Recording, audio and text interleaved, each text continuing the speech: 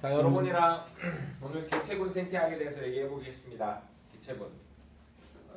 다른 일반적인 생태학 텍스트들은 개체, 개체군, 군집, 생태계 순위되어 있는데 이 텍스트는 거꾸로 생태계, 군집, 개체군으로 이렇게 내려오고 있어요.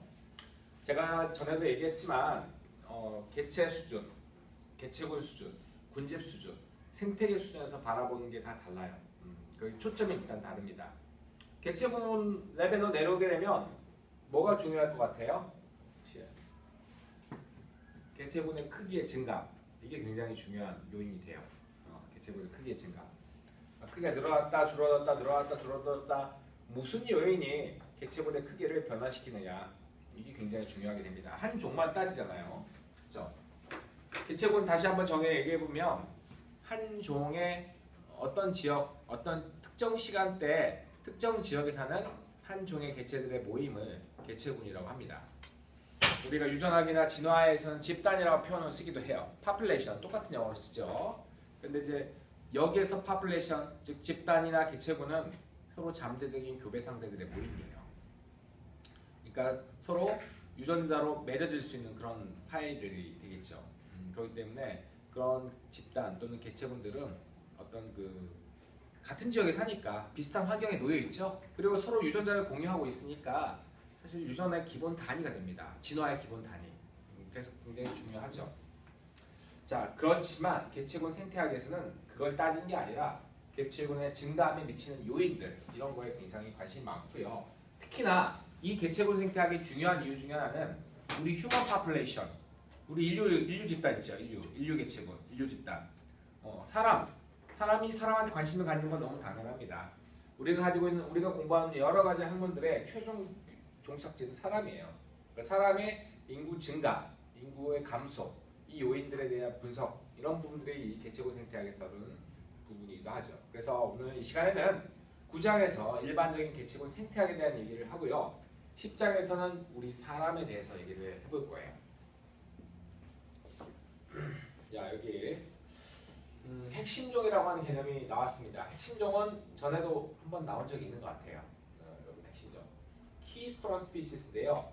키스톤은, 자, 이게 뭐냐면, 찾아보신 분은 아시겠지만 키스톤은 뭐냐면, 여러분 아치 같은 걸 만들잖아요. 돌로 이렇게 아치 같은 걸 쌓으면, 아치 문을 이렇게 쌓잖아요. 그럼 이 아치를 쌓을 때 여기 돌을 쌓아요. 이렇게 쌓고 이렇게 서서히 이렇게 돌을 올리죠. 그리고 맨 마지막에 이쪽 양쪽의 아치들이 서로 만나는 이 부분들을 딱 연결시켜주는 돌을 키스톤이라고 해요. 키스톤. 근데 그 키스톤이라고 하는 용어를 이용해서 번역하지 않고 생태학자들은 핵심종이라고 하는 표현으로 쓰게 됩니다. 키스톤 스피시스에 대해서는 여러 가지 의견이 나오고 있지만 제일 중요한 거는 어쨌든 중요한 종이죠. 어떤 생태계에서 굉장히 중요한 종입니다. 그리고 그 생태계에서 어떻게 중요하냐면 그 생태계의 다양성을, 종 다양성을 유지시켜주는 데 중요한 기능을 하는 게 키스톤 스피시스예요. 여기 해달이 있습니다. 해달. 여러분 우리 수달 있죠? 수달이랑 비슷한 그런 족제비과 종류인데 사실 족제비랑 별로 안 닮았어요. 해달은 어마어마하게 큽니다. 수달도 크긴 해요. 수달 보신 적 있죠? 동물원에서. 걔들도 한 길이 이만하죠. 크면. 해달은 더 커요. 더 이따만하고요. 해달 같은 경우에는 육지에 안 올라오고 평생을 바다에 살 수 있어요. 평생을. 물 이렇게 보시면 이렇게 누워가지고 이렇게 자기도 하고 이렇게 합니다. 근데 정말 헤엄도 잘 치고 먹을 걸 참 좋아하는데 이 해달이 지금 가슴속에 품고 있는 이 먹이가 무엇이냐? 뭐 같아요, 여러분? 여기 성게 있죠? 성게인지는 알아보시는군요. 네. 성게하면 먹을 곳이 별로 없지만 우리는 이제 주로 성게 알이라고 불리는 성게 난소를 먹게 됩니다. 자, 어쨌든 얘가 그렇게 성게를 좋아한대요. 성게뿐만 아니라 물고기, 조개, 싹쓸이 다 좋아해요. 사실은 좋아하는데 왜 성게를 잡아온 게 중요하냐면 맨 오른쪽에 해조숲이라고 돼 있지만 여러분 켈프라고 하는 해조가 있습니다. 켈프 들어본 적 있나요? 켈프라고 굉장히 큰 해조가 있어요. 한 20m, 30m 자랍니다. 얘들이 해조들이기 때문에 뿌리는 없어요. 저 뿌리처럼 생긴 그 밑에 지지대가 바닥에 있고요. 길게 있어요. 자, 여러분 이런 숲이 있는 곳들은 생물이 많을까요? 적을까요? 많죠. 굉장히 많습니다. 왜냐하면 그런 숲이라든지 이렇게 뭔가 생물들이 숨을 수 있는 곳, 뭐 서로 이렇게 숨을 수 있는 곳 이런 곳에서는 되게 다양한 생물도 있고 기본적으로 얘가 생산자죠. 광합성할 수 있으니까 얘를 먹고 있는 그러니까 생산자를 먹는 소비자들도 모이고 자 생산자들이 많기 때문에 많은 소비자들이 있기 때문에 여기는 종다양성이 굉장히 풍부합니다. 그런데 해달이 없다. 해달이 멸종위기 중에 한때 멸종위기에 못 일려 있어요. 여러 가지 이유가 있겠지만 일단은 사람들이 해달을 막 잡아요. 모피를 얻으려고 잡고요. 첫 번째는. 두 번째는 해달이 아까 얘기한 것처럼 조개라든지 물고기를 막 싹쓸이 먹어요. 잘 잡아먹어요. 그렇기 때문에 어업이나 양식하시는 분들한테는 쟤들이 별로 달갑지 않은 존재죠. 그래서 막 사냥을 했어요. 그러다 보니까 멸종 위기 상태에 놓였고 그러다가 이제 사람들이 귀엽게 생겼잖아요. 좀 많이 귀엽게 생겼으니까 보통 포유동물 같은 경우에는 생긴 것이 귀엽고 그러기 때문에 사람들이 많이 그 보호종으로 일찍 놓습니다. 보호종을 놓고 계속 다 개체가 늘어나요. 자, 해달이 멸종위기 상태에 있었을 때는 해달의 먹이가 되는 이 성게가 엄청 늘어났어요. 성게는 생긴 것과 다르게 초식동물입니다. 초식동물이에요. 초식동물인데 주로 이런 애들 좋아해요. 이런 애들 다 먹는 게 아니라 사실 이런 애들 뿌리 쪽, 저 아래쪽을 긁어먹어요. 갉아먹으니까 얘가 툭 떨어지죠? 잘리면 위에 뜨잖아요. 그래서 저 숲을 없애는데 굉장히 큰 기여를 합니다. 성게가. 그러다 보니까 생물 다양성 똑똑 떨어져요. 근데 다시 해달이 늘어나게 되니까 얘를 잡아먹고 얘를 잡아먹으니까 얘들이 숲이 다시 물청하게 되고 또 종다양성이 늘어나고 이런 상황이 되게 됩니다. 그래서 이 해달을 핵신종이라고 해요. 근데 이제 해달이 늘어나니까 싫어하는 사람도 있어요. 누굴까요? 해달을 싫어하는 사람들이? 어부들이 싫어하죠. 양식 어부 하시는 분들. 그래서 나중에 이 뒷부분에 얘기하겠지만 생물의 보존은 생물 보존한다고 모든 게 선이 아닙니다. 왜냐하면 생물을 보존함으로써 피해를 보는 사람들이 생겨요. 특히나 이제 개발과 보존이라고 하는 양쪽 충돌되는 어떤 그런 그 이익이 이렇게 있을 때, 상충된 이익이 있을 때 개발론자들은 피해를 보게 됩니다. 여러분들이 알고 있는 그 지리산 반다이가스곰 놓아주면 사람들이 와 귀여운 반다이가스곰 늘어나서 좋아 막 사람 추적하고 막 다큐멘터리도 많고 하지만 그 지리산에 사시는 분들은 별로 좋아하지 않아요. 얘들이 막 밭도 망치고 뭐 이런 거 잡식성이잖아요 곰들이. 그래서 막 닥친 대로 먹고 그러니까 좋아하지 않습니다. 그래서 그런 점들을 항상 염두에 둬야 돼요. 자, 개체군의 변화. 여기 이제 중요한 용어들이 나옵니다. 자, 개체군의 크기, 밀도, 그리고 연령 분포는 변하게 돼 있죠. 그리고 개체군의 구성원들은 대부분 밀집되거나 집단으로 생활한다. 이렇게 얘기를 합니다. 밀집해서 보통 개체들이 살아가요. 사람들도 밀집해서 살아가죠. 마을을 이루고 도시를 이루고 이렇게 살아갑니다. 많은 생물들이 그렇게 살아가요. 밀집해서 살아가는 이유는 뭐 여러 가지가 있겠죠. 일단 밀집해 있으면 예를 들어 초식동물 같은 경우 밀집해 있으면 서로를 보호해 줄 수 있습니다. 보호해 줄 수 있고 또 밀집해 있으면 번식기에 짝을 찾기가 좋아요. 막 수 킬로미터 떨어져 있는데 얘들이 다시 짝을 찾는다? 이건 어렵죠. 그래서 밀집해 있고 하는 부분들이 이제 대다수의 생물 개체군은 밀집해서 존재하게 됩니다. 자, 개체군 동태학, population dynamics라고 얘기를 합니다. 이건 무엇이냐면 변하는 것이죠. 동태라고 하는 것은 우리 먹는 생태 동태가 아니라 변하는 다이나믹스예요. 말 그대로. 그래서 환경 변화에 개체군이 반응해가지고 크기나 밀도, 개체군의 크기라 하면 개체 수를 얘기하는 겁니다. 밀도는 면적에서 특정 지정된 면적 안에 얼마만큼 개체들이 있는지, 그다음에 연령 분포 이런 것들을 연구하는 것이고요. 오늘 이 챕터에서 얘기하는 것들이 바로 이 개체군 동태에 관련된 얘기가 되겠어요. 자, 개체군의 분포형은 다음 페이지에 그림이 있지만 집중 분포, 규칙 분포, 무작위 분포가 있습니다. 자, 집중 분포가 일반적인 대다수의 생물들이 나타내는 분포 패턴이 되겠어요. 몰려있죠. 제가 아까 얘기한 것처럼 이렇게 몰려있는 이유가 있습니다. 그런 이유 때문에 돼 있어요. 자원의 이용 가능성이 제한적이다. 즉 여기 물이 있으니까 물 있는 곳에 몰려 사는 거예요. 예를 들어 여기에 먹을 것이 있으니까 먹을 것이 있는 주변에 몰려 사는 거예요. 포식자로부터의 보호하고 협동해서 먹이를 구하기 쉽고 짝짓기와 새끼 양을 위해서 의식적인 무리를 형성하는 경우도 있습니다. 이렇기 때문에 몰려 삽니다. 규칙 분포 같은 경우는 이런 건데 규칙 분포나 무작위 분포는 그렇게 많은 형태는 아닙니다. 규칙은 예를 들어 이제 이런 식물들 같은 경우에는 자원을 서로 너무 붙어 있으면 자원을 서로 뺏어 먹죠. 이런 경우에는 일정한 간격으로 보통 떨어지는 경우가 많습니다. 다른 개체들이 여기에 후발주자들이 앉게 되면요. 이미 선발주자들이 있는 곳에 옆에 있게 되면 걔가 굉장히 많은 불이익을 보게 돼요. 특히 나무들은 딱 수관을 딱 펼치면 빛을 가리죠. 빛을 가리기 때문에 그 밑에 있는 생물 그 개체들 어린 개체들이 살 수 없어요. 자, 그 다음에 이제 무작위 분포 같은 경우는 그냥 무작위적이죠. 여기 민들레가 나와 있긴 하지만 얘들은 자, 이 종자가 바람에 산포되다가 그냥 무작위적으로 떨어지고 거기서 자라는 거죠. 이렇게 했을 때 무작위 분포들이 나타나는데 보통은 집중 분포 형태를 나타냅니다. 자, 개체군의 크기 변동 이번 챕터의 주제입니다. 그럼 크기 변동을 그냥 개체에 들고 나고 새로 태어나고 죽고 이 네 가지 형태로 우리가 단순화시킬 수 있어요. 새로 태어난 개체들이 태어나거나 죽거나 외부로부터 들어오거나 아니면 안에서 나가거나 이 네 가지 요인들이 저렇게 하죠. 그리고 이 네 가지 요인에 영향을 미치는 여러 가지 요인들이 존재합니다. 예를 들어 여기 증가 요인은 번식 능력을 키워주는 부분이 있죠. 예를 들어 자, 식물 같은 경우에는 햇빛이 풍부하거나 동물도 역시 마찬가지로 적절한 온도가 있거나 적절한 주변에 필수 영양소들이 존재하는 경우에는 이런 거 번식한테 좋죠. 자기가 생육하거나 번식하기에 너무 좋은 조건이에요. 반대로 감소 요건은 이거의 정반대가 되겠죠. 햇빛도 별로 없고 너무 높거나 낮은 온도 좋아하지 않아요. 그 다음에 부적당한 화학적 환경 너무 빈 영양인 상태 이런 경우는 감소할 수밖에 없습니다. 생물적 요인으로는 자 어떤 종이 어떤 개체군이 생식률이 높다 상당히 증가하게 되죠. 왜냐하면 출생률이 많아지니까 출생한 개체들이. 그 다음에 이제 뭐 제가 전에도 얘기했지만 그 생태적 지위도 협소한 애들이 있어요. 일반종과 특수종 기억나시나요? 일반종은 아무거나 다 잘 먹는 생태적 지위가 굉장히 넓은 애들이에요.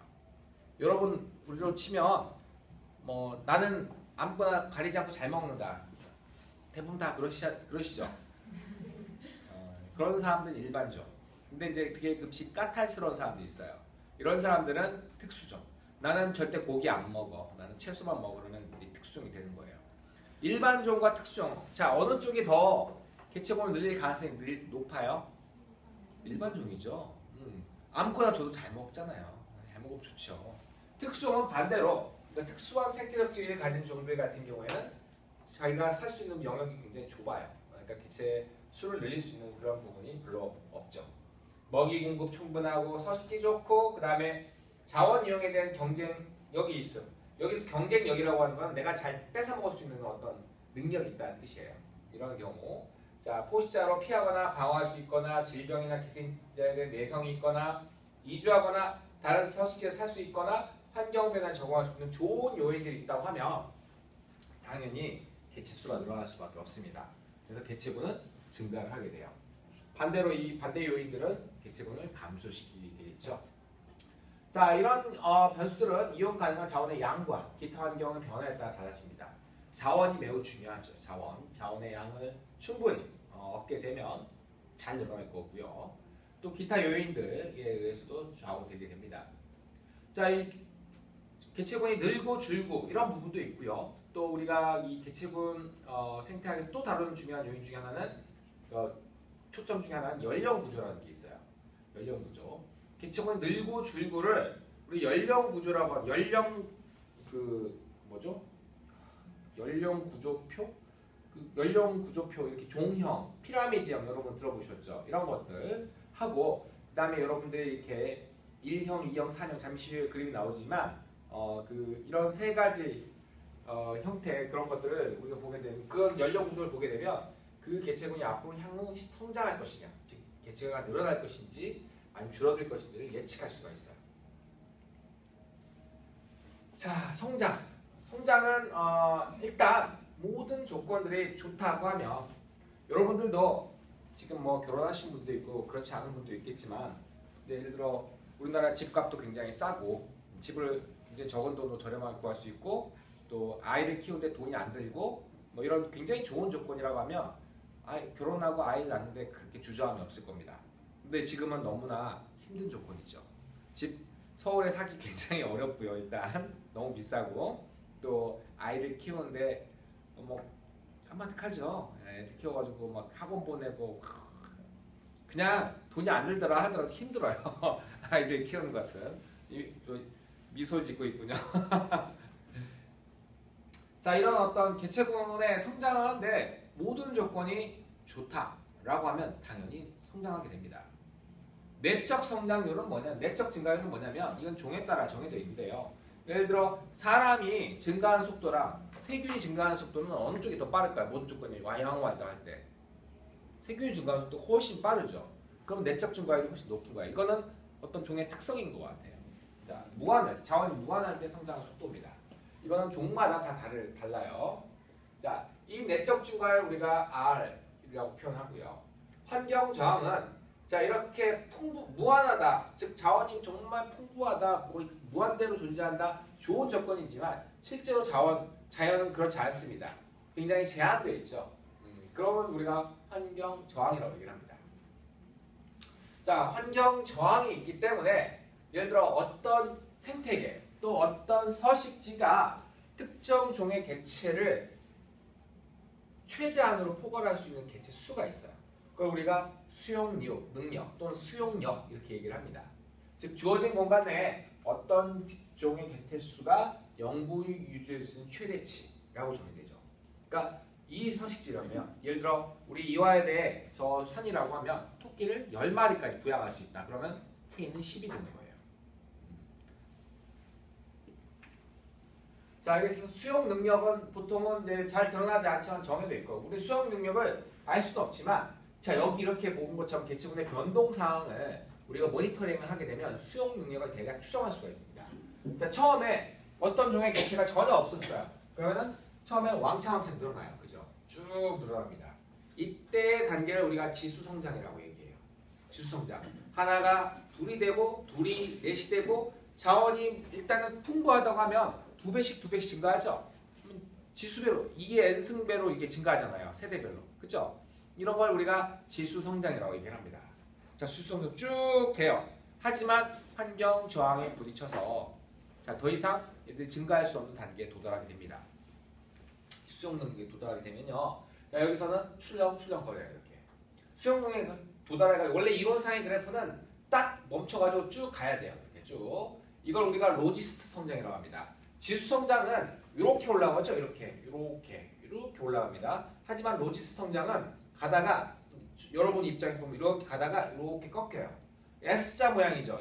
이렇게 가다가 이렇게 이렇게요. 그러니까 기울어진 S자 모양인데 그래서 우리가 시그모이드 커브라고 합니다. 시그모이드 S자 모양이기 때문에 그런 시그모이드 커브를 나타내는 걸 우리가 로지스트 성장이라고 얘기해요. 자, 지수 성장, 그다음에 이제 수용 능력에 도달해가지고 예를 들어 이렇게 S자 모양을 띄는 이런 걸 우리가 로지스트 성장이라고 얘기를 합니다. 성장 유형은 크게 두 가지를 볼 수 있는데 사실은 뭐 로지스트 성장의 초반 단계가 사실 지수 성장이라고 봐도 무방하죠. 그때는 막 증가하니까요. 자, 그런데 이제 이런 로지스트 성장 뭐 이렇게 이게 로지스트 성장이죠. 지금 보시게 되면 이렇게 쭉 되는데 이게 이론상의 그래프고요. 그 공식을 이용한 실제로는 여기서 플럭추에이션을 하게 됩니다. 자, 늘어났다가 자원이 부족해져요. 수용 능력을 초과하게 되면 얘들을 떠받들 수 있는 자원이 부족하죠. 그러니까 얘들이 사망률이 증가해요. 뚝 떨어져요. 다시 또 수용 능력보다 아래로 떨어졌으니까 또 늘어나요. 이렇게 계속 이렇게 왔다 갔다 하게 됩니다. 이렇게 파동처럼 되니까 우리가 이 파동의 중간 정도 값을 치게 되면 바로 이게 이 어떤 생태계, 어떤 서식지의 수용 능력이라는 것을 대략 짐작할 수가 있습니다. 그렇죠? 이런 연구들을 어디서 많이 했냐면 보통은 섬 같은데 우리나라도 한때 그런 얘기 우리나라 연구했는지는 모르겠지만 섬 같은데 보통 고립되어 있기 때문에 많은 생물들이 없어요. 근데 거기다가 특정 생물들이 우연히 들어가게 되는 경우가 있습니다. 제가 최근에 번역한 유전학 책에 보니까 그 캐나다나 뭐 미국 북쪽에 보면 호수도 되게 많은데요. 거기에 이제 섬이 있어요. 근데 이제 거기 굉장히 추운 동네인지 아시죠? 미국 북쪽 캐나다 쪽은 겨울에 영하 한 40도 되면은 호수가 얼어붙어요. 그럼 얼어붙으면 그 호수를 따라서 생물들이 이동합니다. 그 호수를 따라서 무스라고 하는 그런 사슴들이 이동하기도 하고요. 호수를 따라서 늑대들이 이동하기도 합니다. 자, 이렇게 되면은 이제 그 사슴들이 딱 들어가서 이제 거기서 있다가 물이 녹았어요. 그럼 섬에 고립되는 거죠. 그러면 처음에 사슴 2마리를 시작해서 거기서 몇 마리가 됐는지를 모니터링합니다.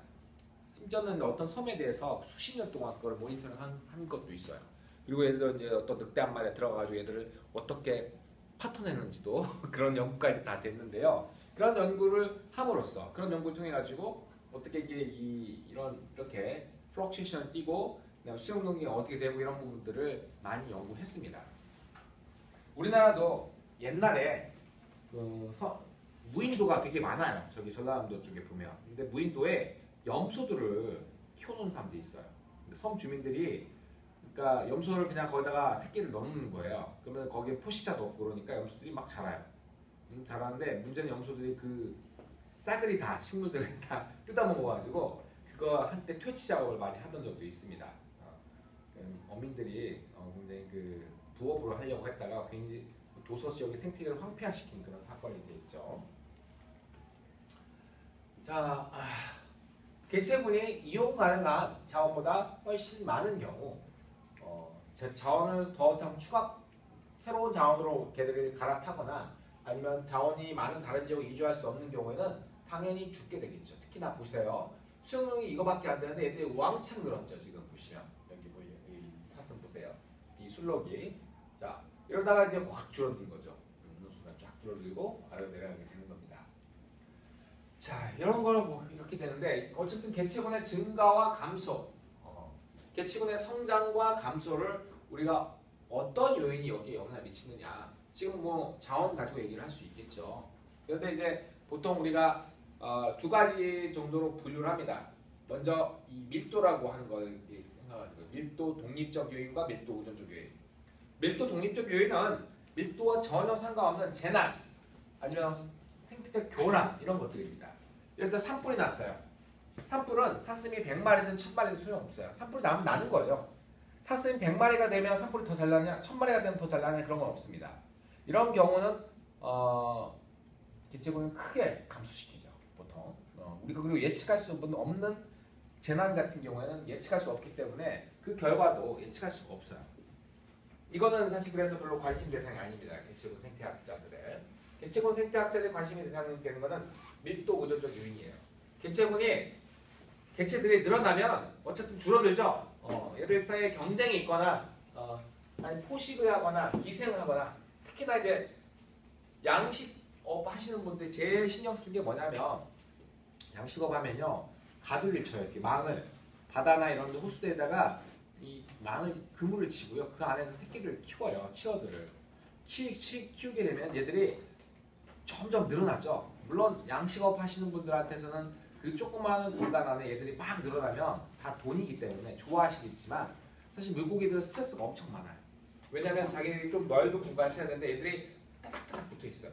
그런 데다가 그러니까 물고기의 어떤 치명적인 기생충, 질병이 돌게 되면요 쫙 퍼져요. 폐사예요. 집단 폐사. 순식간에. 자 그런 어떤 밀도가 너무 과했을 때는 포식이라든지 기생이라든지 전염병 이런 것들이 쫙 퍼져가지고 급격하게 감소를 하게 됩니다. 자 이건 밀도와도 관련이 있죠. 그래서 개체군 성장에 사실 얘는 예측할 수 없는 요인이지만 이 밑에 밀도 의존적 요인은 예측할 수 있고 또 우리가 뭐 통제할 수 있는 그런 요인이 되겠어요. 그러니까 중요한 요인이라고 볼 수 있습니다. 자 개체군 변동의 일반적인 형태인데 그냥 사람들이 쓴 거예요. 주기적으로 변하느냐 아니면 급변하느냐 불규칙적이냐 아니면 안정적으로 변하느냐 이렇게 네 가지 형태로 우리가 구분할 수 있다고 합니다. 여러분들이 아마도 교과서, 생태학 교과서라든지 고등학교 이런 교과서에서 이 논신토끼랑 스라스토니 사이의 관계를 아마 보셨을 거예요. 되게 유명한 실험입니다. 엄청나게 1845년부터 1935년까지 이 부분에 대해서 이제 사람들이 연구를 한 거죠. 원래 이거는 그렇죠. 예, 연구를 해야 굉장히 생태학의 고전적인 실험인데요. 이게 이제 사람들이 이렇게 생각하는 거죠. 이 데이터를 보고 논신토끼와 스라소니 사이의 관계가 눈시토끼가 먼저 좀 더 증가하면 눈시토끼가 증가하면 스라소니가 이거에 따라서 증가하는 거죠. 아니면 또는 스라소니가 증가하게 되면 눈시토끼가 또 감소하게 되는 거죠. 피식자와 포식자의 관계. 그러니까 스라소니가 눈시토끼가 많아지니까 먹은 거예요. 얘들 먹으면 배가 부르고 새끼도 많이 낳겠죠. 그러면 더 늘어나요. 근데 스라소니가 육식자들이 더 많아지게 되면 포식자들이 확 줄어들죠. 그러면 이제 어느 순간 얘들 사이의 관계가 역전되는 거죠. 이제 더 이상 눈시토끼가 줄어들게 되면 스라소니는 배를 굶게 되고 새끼를 덜 낳게 되고 이렇게 시차를 두고 이렇게 플럭추에이션의 시차를 두고 포식자와 피식자 사이의 관계가 주기적으로 나타나는 이런 어떤 유명한 실험입니다. 근데 이제 뒤에 알려진 바에는 사실은 눈신토끼가 스라소니에 의해서만 감소를 하는 게 아니라 눈신토끼가 먹고 사는 어떤 풀이 있죠. 눈신토끼가 늘어나면 어떻게 돼요? 풀이.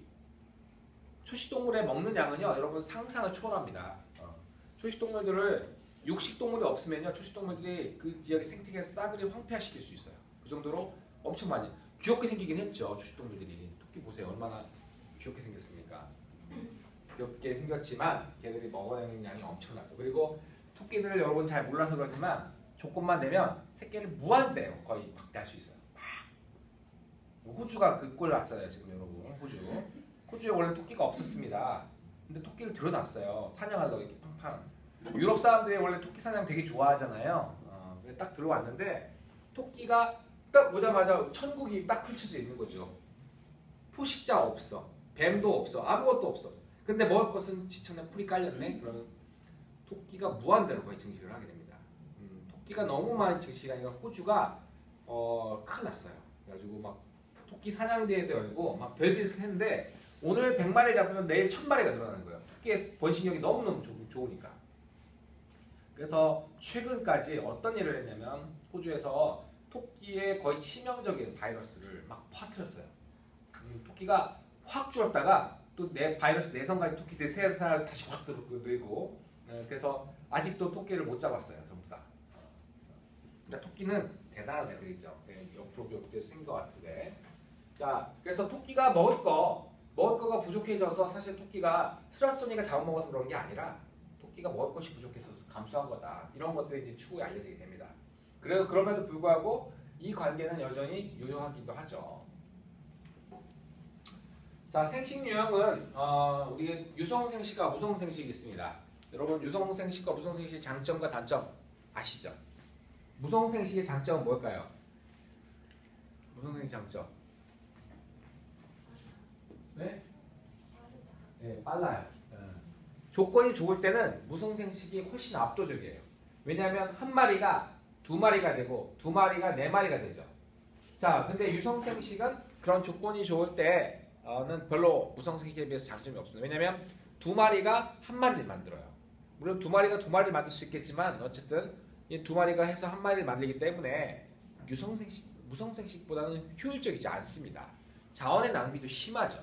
왜냐하면 예를 들어 이제 정자 하나, 난자 하나면 충분히 될 건데 수컷들은 보통 정자를 거의 1억 개 넘게 만들죠. 그거 다 낭비예요. 다 9,999만 뭐 그거는 다 버리는 거잖아요. 그죠? 그럼 낭비된 자원이라고요.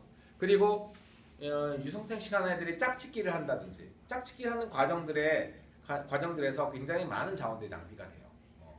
일단 수컷들은 남컷들은 잘 보이려고 막 온갖 그건데 다 에너지죠. 막 그게 막 신경 써. 그럼에도 불구하고 짝짓기를 못하는 수컷들이 있어요. 그러면 다 컷짓이 되는 거죠, 그것들이. 그러면서 이제 걔들은 그냥 자기 유전자도 못 남기고 죽는 그런 비참한 상황이 되는데, 그래서 유성생식은 굉장히 자원 소모적이고 낭비적인데도 불구하고 지구상에 존재하는 거의 대다수의 동물, 식물들은 유성생식을 하게 됩니다.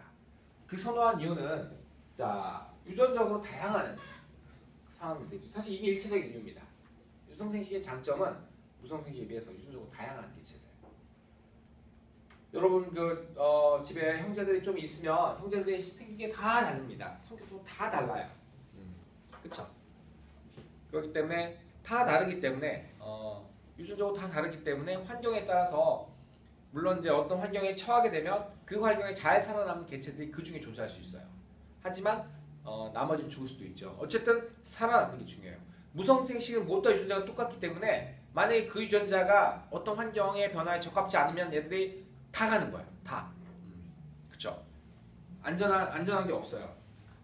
상황이 매우 좋으면 무성생식이 굉장히 유리하지만 그렇지 않은 경우에는 유성생식이 유리합니다.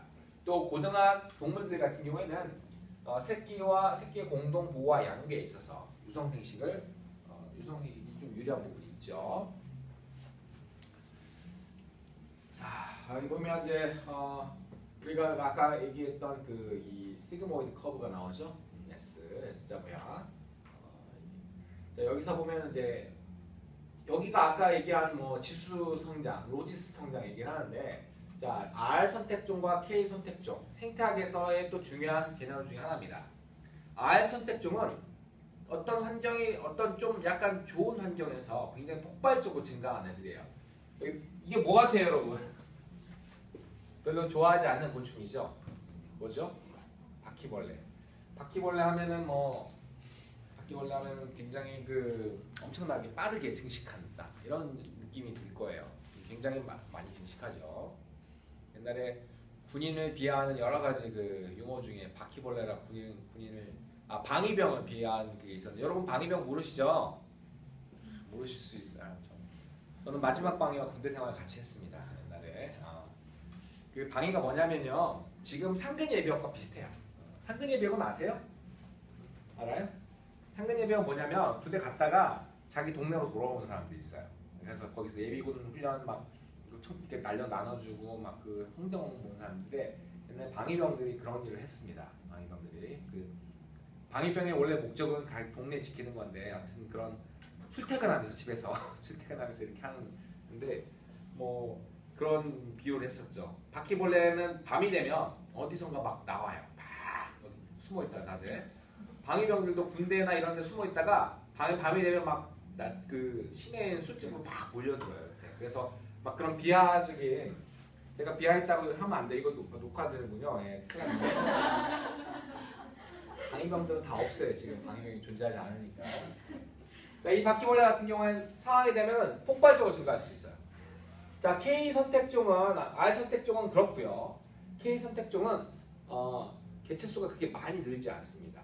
딱 어느 정도 증가한 폭이 제한된 경우가 우리가 K 선택종이에요. 그래서 둘을 비교해 보면 귀뚜라미인가 보네요. 바퀴벌레가 아니라. 자, 귀뚜라미, 민들레. 자, 민들레 같은 경우에는 굉장히 폭발적으로 번식할 수 있죠. 작은 새끼들을 정말 많이 낳는 경우예요. 이 경우에는 큰 자손을 조금만 생산하는 경우예요. 그러니까 큰 자손을 만든다는 얘기는 더 많은 자손을 만들 때 많은 에너지를 그 자손에 투자한다는 것이죠. 예를 들어 여러분 연어 같은 거 아시죠? 연어는 알을 몇 개 낳나요? 많이 낳죠? 어쨌든 많이 낳, 몇천 개 막 이렇게 낳아요. 몇만 개.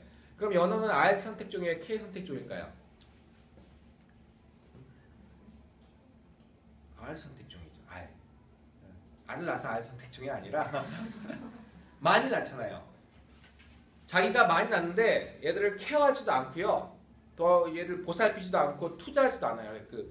자기가 갖고 있는 자기가 이 자손을 만들 때 쓸 수 있는 에너지를 가급적 많은 애들한테 다 쪼개서 나눠주는 거예요.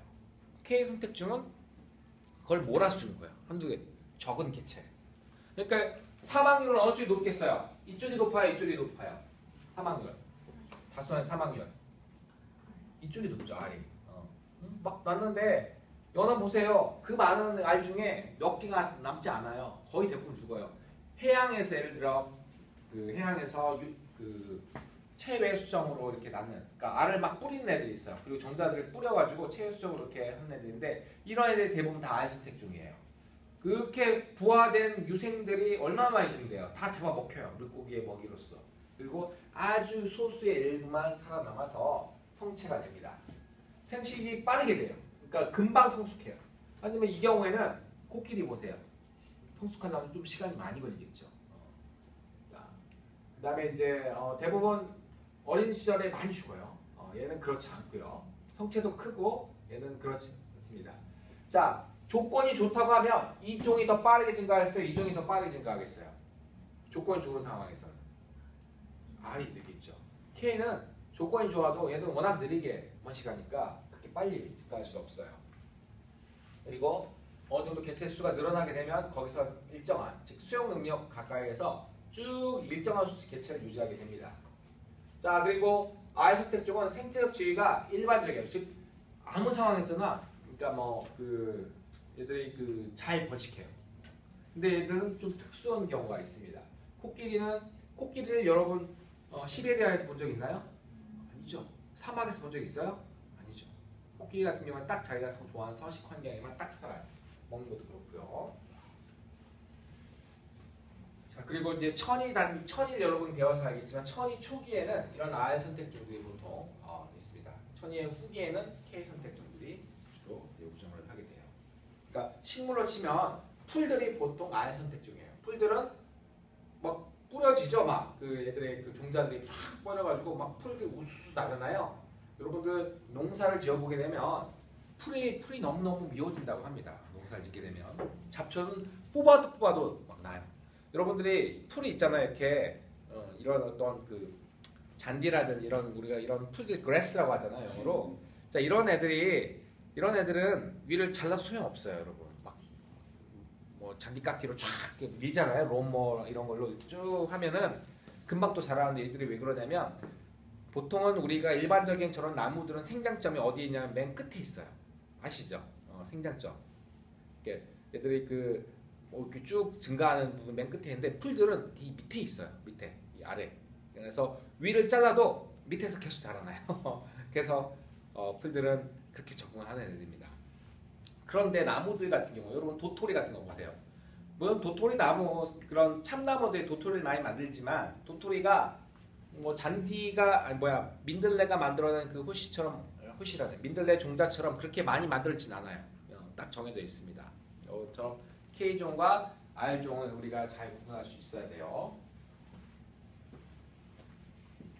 자, 이거는 생존 곡선이라고 하는 것인데 이 생존 곡선도 일종의 연령표예요. 연령표. 자, 개체군의 연령 구조를 나타내는 방법입니다. 그래서 자, 여기 주로 이 K종 같은 경우에는 자, 대부분이 이 표를 읽는 방법은 뭐냐면요. 여기가 연령이 어릴 때예요. 태어날 때. 그리고 여기가 죽을 때예요. 나이가 드는 거예요. 그다음에 여기는 생존자 비율이에요. 보통 이 그래프를 보게 되면 자 0.01, 0, 1, 10, 100 로그 스케일입니다. 그죠? 로그 스케일. 보통 로그 스케일도 그래요. 자 이렇게 됐을 때 K종 같은 경우에는 적게 낳죠. 대신 잘 안 죽어요. 그리고 대다수가 거의 자기 생명을 다하면서 살아요. 그러니까 대다수가 태어나가지고 거의 대부분이 쭉 살다가 거의 자기 수명 때쯤 돼서 쭉 죽어요. 자, 그래서 이쪽 맨 오른쪽 빨간 형태의 그래프를 띄고요. R종 같은 경우에는 처음에 되게 많이 태어났지만 대다수가 죽어요. 어렸을 때. 쭉 죽으니까 쭉 감소했다가 아주 소수가 끝까지 살아남죠. 그러니까 이게 R종이에요. 그리고 중간 정도 되는 것들이 이제 조류 같은 애들이 그 중간 정도를 띄는데 이런 경우가 이제 돼 있어요. 이렇게요. 일정한 사망률을 나타내야 되겠습니다.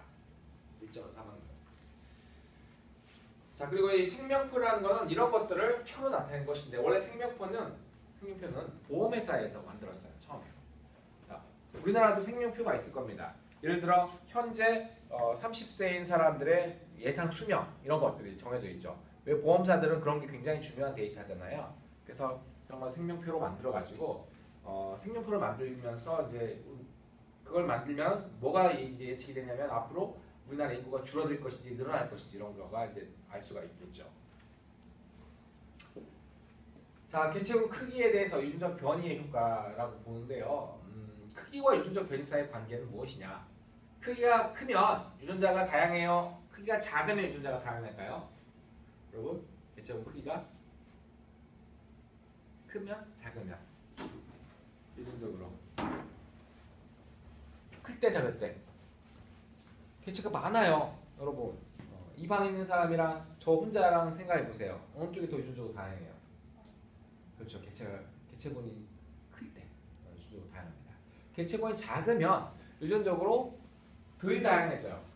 왜 그러냐면 예를 들어 섬 집단하고 대륙 집단 생각해 보세요. 섬은 사는 곳이 좁죠. 그렇기 때문에 거기에서 많은 개체가 살 수 없어요. 그래서 보통 섬 개체군들은요 유전적으로 굉장히 덜 다양합니다. 그 덜 다양한 이유 중에 첫 번째 하나는 크기가 작으면요. 여러분 지난 시간에 배웠겠지만 이 집단의 크기가 작게 되면 유전적 부동이 강하게 작용해요. 유전적 부동. 유전적 부동 배운 기억 나야 안 나요? 맞죠? 제가 처음 배우신 분들이 동전 던지기 생각해 보시면 주사위 던지기 생각해 보시면 돼요. 자, 주사위가 주사위 던지면 몇 가지가 나올 수 있어요? 6가지 나올 수 있죠. 예를 들어 여러분. 자, 1에서 6 쭉 있으면 예를 들어 근데 6번 던졌을 때 1에서 6까지 예쁘게 다 나올 수 있는 가능성 있긴 있겠죠. 하지만 높지 않습니다. 그런데 주사위를 1000번 던지면 1에서 6까지 거의 1대 1대 1대 1도 나오죠. 그렇죠. 충분히. 자, 그렇기 때문에 자 1에서 6까지 다 나와야 되는데 예를 들어 6번 던졌을 때는 1에서 6까지 다 나올 가능성보다는 하나, 둘이 안 나올 가능성이 높아요. 1이 2번 나오면 뭐가 하나 덜 나오게 되겠죠. 다양성이 떨어진단 말이죠. 크기가 개체 수가 적게 되면요. 예를 들어 이제 그 제가 예전에도 몇 번 설명을 했었는데 개체 수가 적게 되면 예를 들어 제가 1, 2를 갖고 있어요. 제 대립 유전자를. 그리고 제 와이프가 3, 4를 갖고 있어요. 제가 자식이 둘이거든요. 그러면 자식 둘이 제가 1, 2 중에 이제 큰애한테 1을 넘겨주고 작은애한테 2를 근데 와이프가 큰애한테 3을 넘겨주고 작은애한테 4를 넘겨주면 두 부모한테 두 부모 갖고 유전자가 그대로 다 넘어가죠. 자, 근데 그 조합은 전체 조합 중에 극히 일부에 불과해요. 제가 1, 2를 넘겨줄 수도 있고 그죠? 2, 2를 넘겨줄 수도 있잖아요. 그죠? 와이프도 마찬가지죠. 그러니까 전체에서 수많은 예를 들어 이제 저와 제 와이프 사이에 아기들이 태어날 수 있는 수많은 조합 중에 극히 일부분만 부모의 유전자 조합에 다 넘어갈 수 있어요. 집단의 크기가 크면 그러니까 자 제가 1, 2, 3, 4고요. 저 집도 1, 2, 3, 4예요. 그 집도 1, 2, 3, 4예요. 이런 집이 굉장히 많으면요. 자 우리 세대에 1, 2, 3, 4가 있는데 그 다음 세대도 1, 2, 3, 4가 다 넘어갈 가능성이 높아요. 그러니까 집단의 크기가 크면 클수록 유전자가 세대와 세대 사이에서 없어지지 않을 가능성이 높아집니다. 집단의 크기가 작으면 굉장히 높아져요. 이게 유전적 부동이에요. 우연히 넘어가는 겁니다. 자, 그 다음에 근친교배 효과를 갖게 돼요. 근친교배는 사실 근친혼, 자, 섬의 집단에 토끼들이 아까 제가 뭐 사슴들 얘기했지만 사슴들이 가서 새끼를 낳잖아요. 그러면 자기들의 메이팅 상태를 그 안에서 찾아야 되죠. 그러면 처음에 예를 들어 10마리가 갔다 하더라도요. 이 몇 세대 지나면 전부 다 친척이 돼요. 전부 다 친척이 돼가지고 근친교배가 될 수밖에 없어요. 근친교배가 되면 열성 호모 유전자들이 열성 유전자들이 호모가 됩니다. 보통 열성 유전자 중에 안 좋은 것들이 있죠. 그래서 개체의 정도를 떨어뜨려요. 그래서 그 개체가 죽거나 해가지고 더 집단이 더 작아질 수도 있어요. 그래서 그런 안 좋은 그런 것들이 있습니다. 이렇게 작고 격리된 개체군의 생존에는 외부에서 신선한 유전자를 수혈해주는 유전자 흐름들이 필요해요. 그러니까 섬들이 보통 그런 유전적 부동이라든지 근친교배로 유전자 다양성가 줄어드니까 여기에 이제 외부 개체들을 주기적으로 넣어주는 거예요. 그러면은 외부에 있었던 그 섬에 없는 유전자들이 계속 들어가잖아요. 그래서 그 섬의 어떤 개체들의 유전자 다양성을 유지시켜 줄 수가 있죠. 자, 우리 인류는 기술을 이용해서 자연을 바꿔놨죠. 그리고 이를 이용해서 많은 다른 생물종을 위험에 처하게 했습니다. 그리고 결국은 우리한테 다시 부메랑이 돌아와요. 쭉 돌아와서 우리의 삶의 질도 떨어뜨리게 되는 그런 상황이 됐습니다. 사람이 모든 거에 안 좋은 원흉이 되겠네요. 사람 좀 너무 많긴 해요. 자, 자연 생태계와 인간 중심의 생태계를 좀 비교해 보면요. 자연 생태계는 다양합니다. 인간 중심 생태계는 단순해요. 왜? 여러분 작물을 키우는 이 초지를 보세요. 농작물, 우리나라 같은 경우에는 논에 뭘 심어요 주로? 벼를 심죠. 벼는 단일종입니다. 다 단일종이 어마어마하게 늘어요. 원래 우리 인간이 없었으면 그 지금 논 자리에 다른 식물들이 살았겠죠.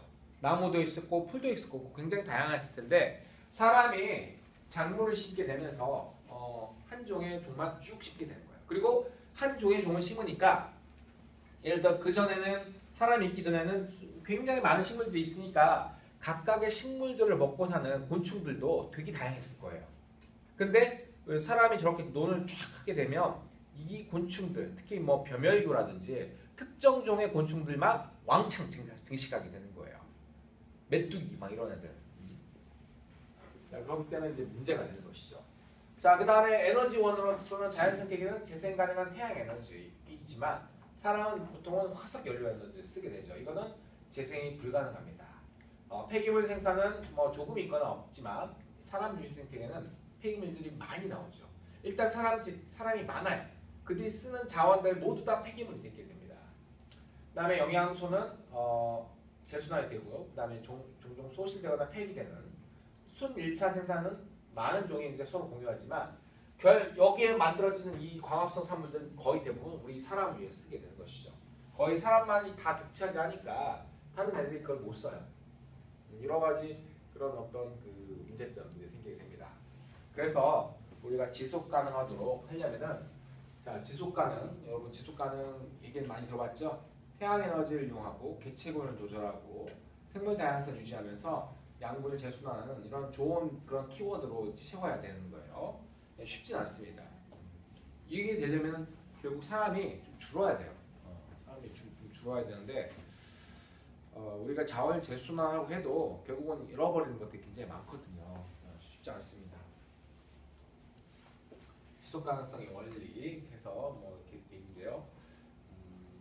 태양 에너지에 많이 의존하고 우리가 재생 에너지라고 요즘 얘기하는 것 중에 이제 태양 에너지가 있죠. 그다음에 뭐 폐기물이 거의 없는 그런 상태를 만드는 게 좋죠. 재순환하고 그다음에 생물 다양성을 유지해가지고 자 생물 다양성 유지되게 되면 환경의 변화에 굉장히 어떤 그 생태계가 잘 적응할 수가 있게 됩니다. 그다음에 이렇게 되면 환경과 생물 사이의 상호작용에 의해서 어떤 개체군의 크기나 자원 이용이 잘 조절될 수가 있게 되겠죠. 좋은 점들은 다 써놨네요. 쭉 이어서 10장 넘어가도록 하겠습니다. 10장은 제가 아까 개체군 생태학의 원리를 사람한테 적용한 거죠. 사람. 비라비데아라고 하는 이 태국 지도자라고 하는데요. 이 사람이 가족 계획을 성공적으로 태국에서 실시한 사람이라고 합니다. 태국도 한때는 굉장히 인구가 늘어나는 게 문제가 있었는데 이 사람이 이제 여러 가지 가족 계획을 동원해가지고 태국에서 성공을 했대요. 태국 방콕 같은 경우에는 오염이 되게 심한 동네죠. 지금도 그런지 모르겠는데 여기 사람도 많고 서울 같은 옛날 서울 같은 느낌이에요. 저 사람이 아까 비라비디아라고 하는 사람이 뭘 가지고 그러면 그 했느냐? 가족 계획하면서 이제 이런 피임 도구를 이렇게 뭐죠? 이렇게 확산시킨다든지 또는 또 가족 계획에 동참하게 되면 뭘 해주냐면 여러 가지 인센티브 줬대요. 화장실을 고치거나 뭐 이렇게 부엌을 고칠 수 있는 어떤 돈을 대여해주는 그런 것도 해주고요. 그러니까 그런 점에서 이제 여러 가지 인센티브 줘가지고 했다고 합니다. 우리나라도 옛날에 지금은 상황이 달라졌는데 옛날에 제가 어렸을 때만 해도 남자들 예비군훈련 가면요 즉석해서 정관수술을 해줬어요. 그죠? 공짜로. 그리고 심지어는 뭐 했냐면 지원자들이 이렇게 손 들잖아요. 해주고 바로 퇴소시켜줬어요. 그러니까 서로 너도 나도 막 손 들어가지고 막 해가지고 했던 시절. 그 당시에는 정관수술이 의료보험이 돼가지고요 굉장히 쌌습니다. 거의 몇만 원 안 되는 돈이었는데 지금은 반대로 됐어요. 정관수술하려면 몇십만 원이 들어요. 그리고 많은 지금은 오히려 이제 그 정관수술을 하게 되면은 물어본대요. 이렇게 왜 부인하고 협의를 했느냐부터 해가지고 여러 가지를 물어보고 자녀는 있느냐, 뭐 없는 사람 이런 사람들 하는 거를 이제 잘 안 해주려고 한다고 합니다. 상황이 많이 바뀌었죠. 자, 인구의 크기, 조성, 분포에서 일어나는 변화는 보건, 사회, 경제에 중요한 영향을 미치게 됩니다. 자, 그리고 이런 인구의 크기, 조성, 분포와 이들의 특성이 변한 원인과 결과에 대한 연구를 우리가 인구 통계학이라고 얘기를 합니다. 인구 통계학, 데모그래피라고 해요. 데모그래피. 그래서 인구 통계학을 해가지고 여러분 우리 인구가 지금 요즘 뭐 좀 부정적인 견해들이 많죠. 우리나라의 인구가 계속 줄어들고 있으니까 노령화 이렇게 되면서 경제 활력이 떨어진다. 뭐 이런 얘기도 있잖아요. 그다음에 일할 사람이 줄어들고 뭐 다음 세대에 부담이 늘어나고 막 그런 여러 가지 얘기들이 한 번쯤은 다 들어보셨을 겁니다. 나이 든 세대들은 사실 생산에 종사할 수가 없어요. 일단 신체적으로도 좀 좋지 않고 그러기 때문에요. 그리고 젊은 세대들이 돈을 벌어서 일단 기본적으로 사람 수가 일을 하는 사람 수가 줄게 되면요. 뭔가 생산하는 서비스 생산하는 이제 재활 생산 이런 부분들이 줄어들 수밖에 없어요. 그리고 그들이 벌어들인 돈도 줄어들 수밖에 없죠. 그러면 그 벌어들인 돈으로 결국 사회를 굴려야 되는데 이미 이제 나이 든 사람들이 많기 때문에 그 사람들을 부양할 수밖에 없는 그런 상황이 되는 겁니다. 좋지 않죠 별로. 그러니까 어쨌든 그러니까 이제 계속 수입이 줄어들고 이 수입을 가지고 이제 많은 사람들이 그 줄어든 수입으로 살아가야 되니까 그런 문제들이 생기게 되는 거죠. 사회 문제를 일으킬 수밖에 없어요. 자, 인구는 출생과 이입으로 증가하고 사망과 이출로 감소하게 됩니다. 즉 출생률이 증가하면 또 이민이 증가하게 되면 들어온 사람들이 증가하게 되면 인구가 늘어나게 되죠. 반대로 사망률이 늘어나게 되고 이출, 즉 이민 나가는 사람이 늘어나게 되면 인구가 감소하게 됩니다. 자, 여기 출생률과 평균 조출생률과 평균 조사망률. 그러니까 조출생률, 조사망률은 뭐냐면 이제 어렸을 때 출생하고 사망하는 그런 종류가 되겠어요. 보면 아프리카 같은 경우에는 출생률도 높죠. 그다음에 어렸을 때 사망률도 높아요. 유아 사망률 같은 것도 굉장히 높습니다. 선진국으로 갈수록 출생률도 떨어지고 유아 사망률도 줄어드는 걸 알 수 있어요. 미국이 생각보다 높은데 이거는 이제 아마도 미국이 높다고 해야 되나? 오세아니아보다 높죠. 지금 사망률 보면 아마도 미국에 이제 계속 지금 이민으로 유입되는 그 중앙아메리카, 남아메리카의 그 히스패닉들 때문에 그런 것 같기도 합니다. 자, 여러 가지 지금 여기 보시게 되면 세계 10대와 2004년과 2025년에 예상되는 인구 이렇게 보고 있죠. 중국은 좀 늘어나고 있고 인도는 중국을 좀 있으면 추월할 것 같아요. 인도는 가족 계획이 실패했습니다. 가족 계획이 실패해서 인도는 정말 인구가 많아요. 거기는 중국 응가하게 될 수도 있어요. 자, 출산율은 여성 1인당 혹은 인구 1인당 출생자의 수를 우리가 출산율이라고 계산합니다.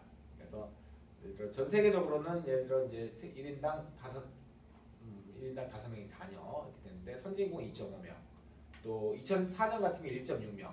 자, 여성 1인당 1.6명이라고 하면 부부 사이에 1.6명이 나온다는 뜻이죠. 그러면 기본적으로 갈수록 그 아래 세대는 줄어든다는 뜻이에요. 일단 2명이 되면 딱 정상이고요. 2명 밑으로 내려가게 되면 인구가 그 아래에 있는 젊은 층의 인구가 계속 줄어드는 걸 의미합니다. 자, 그래서 대체 출산율은 그러니까 부부가 자신들 대체하게 가져야 될 자녀 수인데요. 그러니까 둘이면 둘이 돼야 되는 거예요. 이게 대체 출산율이요. 총 출산율은 가임기 동안 여성 1인당 평균 자녀 수를 말하게 됩니다. 이게 이제 총 출산율이죠. 자, 총 출산율을 2.5, 2.0은 1.5로 가정했을 때 2025, 2050년 때 그 전체 전 세계 인구가요. 인구를 지금 보고 있어요. 지금 110억 명이 될 수 있죠. 그리고 이제 1.5로 낮출 수 있다고 하면은 여기 지금 70억 명에서 이제 80억 명 사이로 유지할 수 있는 거. 이미 지금 거의 70억에 육박하고 있죠. 이 지구 인구가요. 자, 미국의 총 출산율을 보고 있습니다. 미국은 자 보시게 되면 전쟁 당시에 확 줄었다가 전쟁 이후에 희한하게 전쟁이 끝나면 막 늘어납니다. 인구가. 왜냐하면 전쟁 때 많은 사람이 죽었기 때문에 그걸 이제 상쇄하려고 하는 그런 어떤 마음인지 모르겠죠. 베이비붐 세대가 1946년도에 이렇게 있었다고 해요. 쭉 늘었다가 또 훅 떨어졌다가 이렇게 플럭추에이션을 띄고 있는 것들을 보고 있습니다. 자, 미국 출생률 같은 경우는 이렇게 되는데요. 어쨌든 2차 세계대전 종전 이후에 크게 늘었다가 쭉 늘었다가 에코 베이비붐 세대가 있었다가 이렇게 좀 되는데 출생률이 제로로 된 적은 없어요. 하여튼 그 증가율이 미국 같은 경우에는 이민자들을 많이 받기 때문에 그리고 이민자들이 정말 아이들을 많이 낳습니다. 여러분들 히스패닉들은 대부분 카톨릭들이죠. 카톨릭 신자들이고 남미 카톨릭 신자들은 피임을 하는 걸 죄악시 여긴 그런 그래서 근데 생기는 대로 예, 왜냐면 신이 주는 그 자식들을 이렇게 막으면 안 된다고 해가지고 막 무조건 나요. 그래서 자식들 되게 많고요. 그래서 미국에서 백인 다음으로 아마 흑인이 많은 게 아니라 히스패닉이 그 다음에 많을 거예요. 그래서 그 좀 있으면 백인도 거의 막 못 박을 정도로 굉장히 많은 인구를 차지하게 될지 모르겠습니다. 그래서 미국 인구는 천천히 줄고 있지만 증가율이 제로는 되지 않고 있어요. 쭉 총 인구는 근데 증가율이 제로가 줄고 있지만 인구 증가는 줄지만 인구는 계속 늘고 있죠. 왜냐하면 앞선 세대가 죽지 않았기 때문에 아직 서서히. 그러니까 줄어들게 되면 그 효과는 상당히 뒤에 나타나게 됩니다. 미국과 멕시코, 캐나다의 인구, 예상 인구. 자, 보시면 미국이 좀 더 많긴 하죠. 멕시코보다 미국이 훨씬 더 사람이 많으니까요. 근데 이제 멕시코도 만만치 않게 지금 증가하고 있는 걸 볼 수 있습니다. 캐나다는 약간 이제 그런 캐나다도 요즘 이민들을 많이 받아가지고 늘었을 것 같기도 한데 기대 수명 같은 경우에는 이제 세 나라가 다 멕시코가 75세가 되는 건 좀 이해가 안 가긴 하지만 이 정도 되고요. 그다음에 개인당 GDP, PP는 이 정도 돼야 됩니다. 즉 미국이 굉장히 많고 이렇게 되게 됩니다. 그래서 자 여기 보시면 지금 미국하고 어디를 보면 지금 미국이죠. 미국 1900년과 2000년이에요. 1900년대는 우리나라처럼 옛날에 많이 났던 시절. 기대 수명은 작아. 47세밖에 안 돼요. 지금 77세지만요. 기혼 여성 중 직장인이 별로 없어요. 당시에는 대부분 여성들이 집에서 가사 노동을 했었겠죠. 그 다음에 고등학교 졸업자가 별로 없고 우리나라 옛날 같아요. 수세식 화장실 있는 집도 별로 없고 그 다음에 전기가 있는 집도 별로 없고 교회 거주 이렇게 그 다음에 교회라고 하는 거는 도시 말고 도시 외곽이에요. 미국이 자동차 산업이 발달하게 되면서 도시 외곽으로 삶의 질을 이제 좋게 이렇게 살게 된 거죠.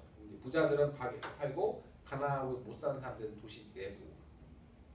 그래서 슬럼화가 진행됩니다. 그 도시 내부의 내부의 뭐 할렘 같은 그런 어떤 동네 그런 것들이 만들어지게 되는 것이죠. 그다음에 생산직의 시간당 임금 이렇게 늘어났고 10만 명당 살인 사건 수도 살인 사건 수는 훨씬 더 많네요. 지금이 희한하네. 총이 있어서 그러나. 자 그다음에 이제 자녀 양육과 교육 비용, 여성의 교육과 교육 기회, 유아 사망, 결혼 연령, 피임과 낙태 용이성, 여성의 자녀 수에 영향을 미치게 됩니다. 이런 것들이. 그다음에 식량 공급의 증가, 영양 개선, 의료 발전, 위생 개선과 안전한 물 공급, 사망률은 감소해 왔고요. 그래서 늘어나게 되는 거죠. 희한하게 사망률이 줄어들고 그러는데 출산은 안 해요. 대부분. 여성들의 교육을 받으면 받을수록 출산을 잘 안 합니다. 옛날에 이제 교육을 안 받고 집에 가사노동 할 때랑 지금이랑 좀 상황이 많이 달라요. 자 그리고 미국은 이민의 나라죠. 이민 같은 경우에는 미국의 문화적 다양성과 발전에 중요한 역할을 하고 앞으로도 계속될 것이다 얘기하지만 최근에 이제 트럼프 행정부 같은 경우에는 이민을 굉장히 막으려고 노력을 하고 있죠.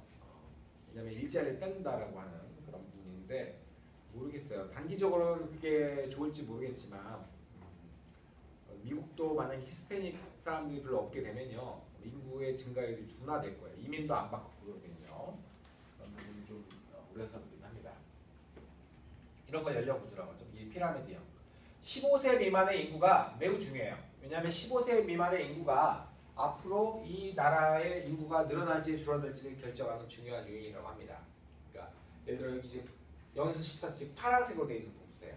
자, 이 경우는 어때요? 앞으로 이 애들이 자라나게 되면 이쪽을 채우게 되겠죠. 인구가 늘어날까요? 줄어들까요? 이쪽 왼쪽 같은 경우에는 늘어나게 되겠죠. 맨 오른쪽 보세요. 이 오른쪽 같은 경우에는 이미 인구의 정점들이 작년, 노년층이에요. 지금. 이 경우에는 인구가 급격하게 감소할 것입니다. 그러니까 이런 어떤 그 연령 구조표를 보게 되면 인구의 증가 감소들을 대략 짐작할 수가 있습니다. 이거는 뭐 그렇고요. 그래서 이제 예를 들어 이제 1900년대, 2000년대, 그다음에 2050년 이렇게 상황을 이제 미국 같은 거를 이렇게 비교를 해보고 있어요. 1900년대 같은 경우에는 우리나라 옛날과 비슷하기 때문에 이때는 피라미드형의 인구 연령 구조를 보이고 있습니다. 또 선진국가 개발도상국을 비교한 거죠. 선진국 같은 경우에는 여성들이 일단 부부들이 아이를 잘 안 낳죠. 아이를 안 낳기 때문에 출생률이 떨어지게 됩니다. 그리고 이제 사망률도 굉장히 여기는 이제 급격하게 감소하는 건 사망률이 늘어서 그래요. 지금 사망이 늘기 때문에 그렇고요. 여기는 쭉 그대로 가는 그런 형태가 띄게 됩니다.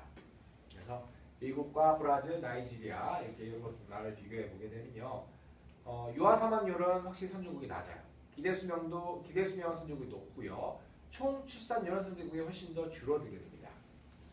그리고 15세 미만의 인구가 차지하는 퍼센테이지가 후진국일수록 훨씬 더 많아지게 되어 있죠. 그래서 인구는 증가할 수밖에 없는 그런 상황이 되어 있어요. 그다음에 이제 그런 나라들이 보통은 못 살아요. 못 살기 때문에 그런 나라들은 되게 가난한 나라들 같은 경우는 자식이 재산이나 다름없어요. 자식이 일하는 노동력이죠. 우리나라도 옛날에 농업국가 했을 때 자식들이 많이 낳는 이유는 어쨌든 그 자식들을 키워서 그 자식들의 어떤 그 농업 생산에 동원하기 위해서 그랬던 부분이 컸습니다. 보게 되면 미국의 그 인구 추적이죠. 지금 보시게 되면 이 베이비붐 세대가 어떻게 가고 있는지 지금 보고 있어요. 지금. 자, 노인이 증가하고 젊은이가 감소하는 급격한 인구 감소는 장기적으로 경제적, 문화적 문제를 일으킬 수가 있습니다. 벌써 우리나라를 보세요. 일단 노소 갈등이 좀 많이 나타나고 있죠. 저는 가장 좀 심하게 느끼는 부분인데 지하철 같은 데서 보게 되면 굉장히 좀 확실히 노인분들이 많아진 것 같아요. 노인분들이 많아지게 되고 또 이제 눈치 없으신 분들도 있어가지고 딱 앞에 가시고 옛날에 보면은 무조건 저기 비워두고 이렇게 젊은이들 앞에 딱 서가지고 자리 비켜달라고 하시던 분들이 옛날에 있었거든요. 지금은 그렇지는 않은 것 같아요. 그냥 자리 양보해도 괜찮다고 하시는 분들도 있고 어떤 문제들이 있게 되겠고요. 그다음에 이제 역사적으로 보면 국가가 경제적으로 성장함에 따라 출생률과 사망률은 감소하는 경향을 띠게 됩니다. 산업화 단계, 산업 후 단계는 어쨌든 지금 총 인구 자체가 좀 플럭추에이션을 띠다가 감소하는 이 단계가 돼요. 출생률은 줄어들고 사망률도 줄어들게 되는 그런 상황이 되겠습니다. 자, 가족 계획은 대부분의 국가에서 출생과 낙태 수를 감소시키는 주요 요인이 되겠습니다. 어쨌든 가족 계획을 통해서 이렇게 되어 있고요. 만일 여성이 교육을 받고 집 밖에서 직업을 갖고 그들의 인간권이 침해되지 않다면 적은 자녀를 갖게 되는 이런 부분이 있게 됐습니다. 여기 지금 아프리카 농촌에서 여성의 삶을 보여주고 있죠. 행복해 보이진 않습니다. 같이 일어나서 기상 씻기, 밭으로 걸어서 이동하기, 그다음에 밭에서 작업, 오전 5시 반에서 오후 3시까지 작업해요. 그다음에 오후에 땔감 채취, 옥수수 빻고 갈기, 물 깃기, 요리와 식사, 설거지, 아이 씻기기, 취침. 그래서 굉장히 힘든 삶을 이렇게 살아가면 살 수 없죠. 우리는 지금 이제 그렇습니다. 자, 중국은 강력한 공산국가라서 인구 통제를 인구 가족 계획을 굉장히 강하게 했어요. 그래서 예를 들어 이제 손자가 하나인 그런 소수 민족만 자녀를 둘 이상 가질 수 있도록 허락을 해줬다고 합니다. 근데 이제 최근에는 풀었어요. 워낙 중국 인구가 급격하게 감소하니까 우리나라와 비슷한 그런 문제 때문에 풀었는데 이미 이제 그 감소한 추세를 젊은이들도 알죠. 힘들게 나이를 낳느냐. 그래서 그렇게 급격하게 돌아올 것 같지는 않아요. 하지만 인도 같은 경우에는 실패했다고 나옵니다. 자, 오늘 수업은 여기까지 하도록 하겠습니다. 다음 주는 여러분